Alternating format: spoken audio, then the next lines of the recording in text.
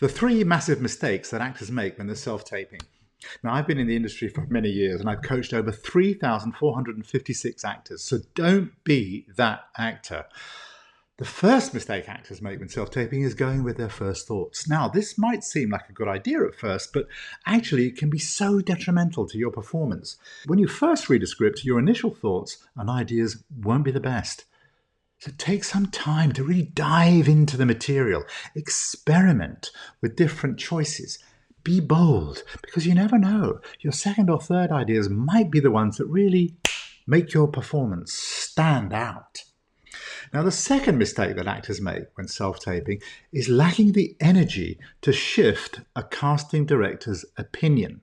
When you're self-taping, you don't have the benefit of being in the same room as the casting director. So you've got to make sure that your performance really pops on screen. You've got to wake them up.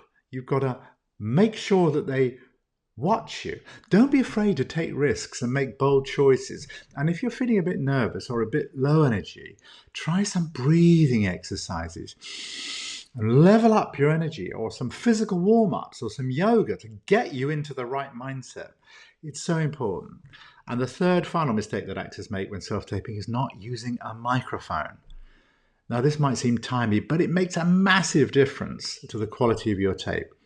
Invest in a decent external mic, like a lavalier. They're 12 to 15 bucks on Amazon, really easy to get. And if you can afford it, go higher. Get yourself something like a Rode Wireless 2. Fantastic. It communicates so much more power.